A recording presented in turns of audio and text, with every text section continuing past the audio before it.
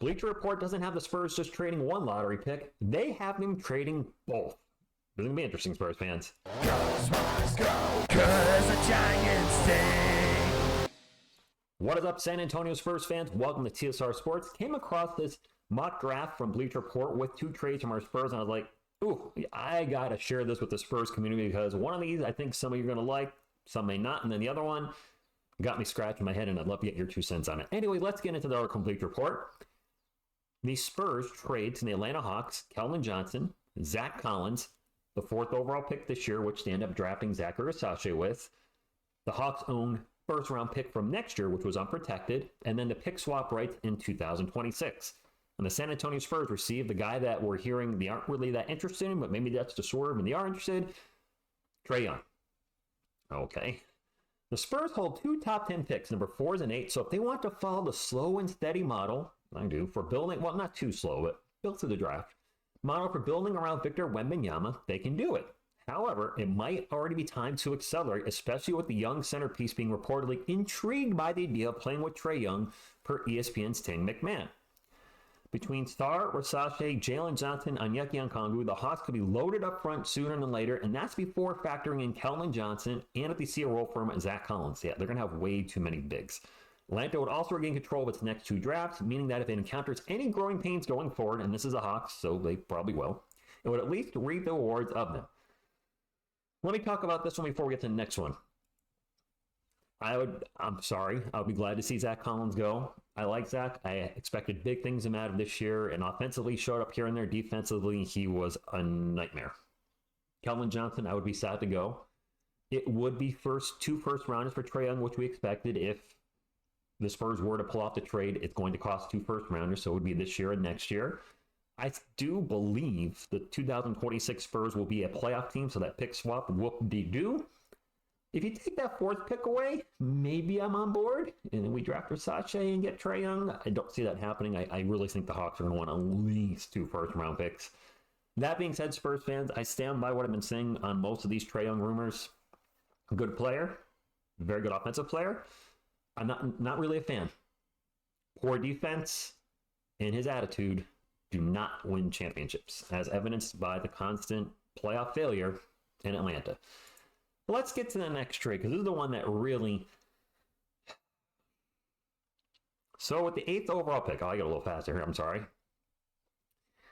Rob Dillingham gets drafted by the Knicks because the Spurs are trading for the Knicks. You might be thinking, hey, TSR, wait a minute. The Knicks don't have a lottery pick, do they? No, they don't. Here's what the Knicks get.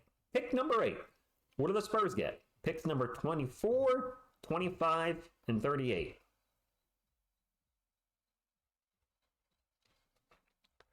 I'm not even going to read the rest of this article. I'm not going to go into the reason. That would give us 5 picks in this draft.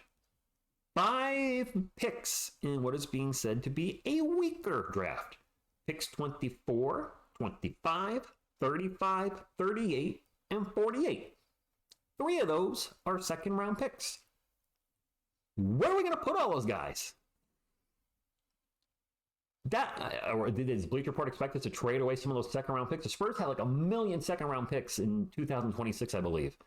This is a no. At the 8th overall pick, I'm taking the best player available who hopefully fits a positional need, which some of you say is everywhere except for Wemby. No, this makes 0 sense. Maybe the guy that wrote the article, by the time he got to the 8th pick, maybe he was drinking and he was drunk and he's like, yeah, all the Spurs are trading and blah, blah. Why would we ever do this? Am I missing something? Let me know in the comments down below, Spurs fans. Is something going over my head here? Is there some weird spectrum where the lottery isn't considered that strong, but all of a sudden the picks 20 through 40 are amazing and we're going to find a whole bunch of diamonds in the roughs there? What exactly am I missing here? And if it seems like I'm getting agitated, I kind of am, because I hate these articles where they have the Spurs do like these stupidest things on the planet. And this seems like one of them. I like Bleacher Report. I do. But this, I don't get this. Why would we do that? You're telling me if Dilling's on the board at 8, or Topic, or Shepard, or Castle, we're just going to trade it away and hope that maybe we find a diamond in the rough in picks 24 and 25, 35, 38, 48. I mean, those aren't draft picks. Those are freaking lottery numbers. And not the good kind of lottery in the NBA. I'm talking about lottery gambling. This won't happen. If it did, I probably would throw something and break something if the Spurs ever did something so ridiculously stupid. While I'm here, I do want to show you a little bit of the rest of the mock draft, just to give you an idea where Bleacher Report's head was at. Most of their picks, I think, are kind of spot on. Well, let's look at the lottery. So they have Sarr going number 1 to the Hawks. I agree. This is one that could really affect our draft. They have Topic still going 2nd overall to the Wizards. I've seen some mock drafts previously, before his second knee injury, have the Wizards take Topic. But with that second knee injury, could they be... Are you willing to use a 2nd-round pick on somebody that might have an injury problem? I know sometimes you got to risk it for the biscuit, but I'm not so... I don't think he goes 2nd overall, which means the Wizards might go Don McClingan. They might draft Zachary Assache. Anyway, for the purpose of this, Topic goes at 2. Fine, whatever. Hope you stay healthy, young man. 3, they have a trade happening here with the Grizzlies getting Jae'Sean Tate, Jacques Lindell, the number 3 pick, and the Rockets get Marcus Smart, the number 9 pick. Okay, whatever. We talked about this.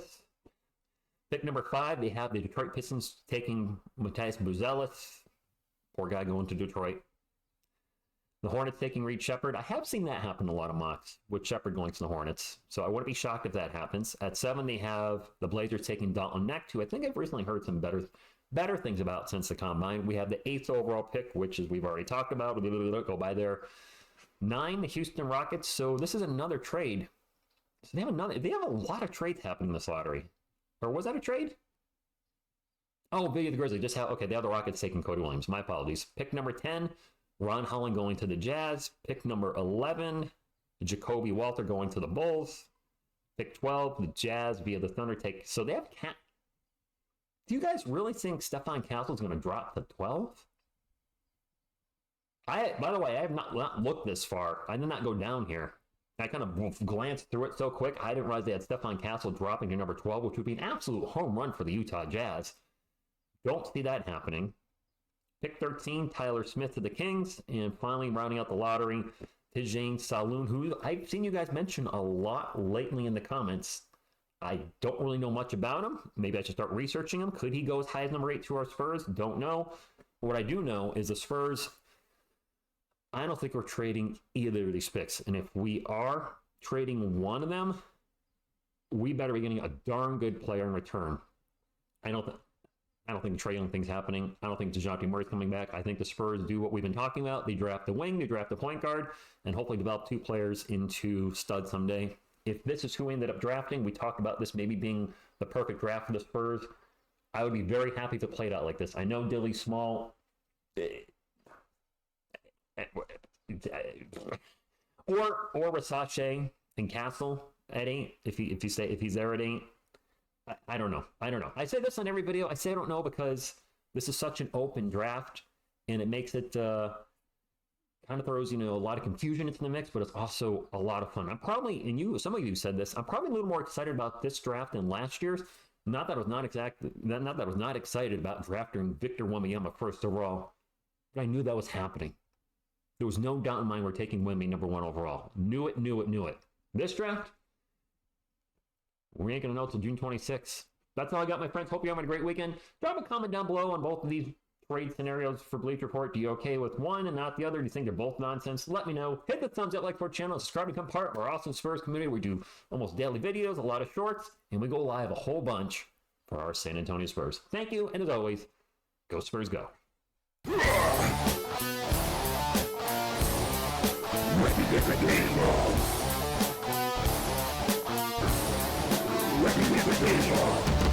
then you makes it to Wembley.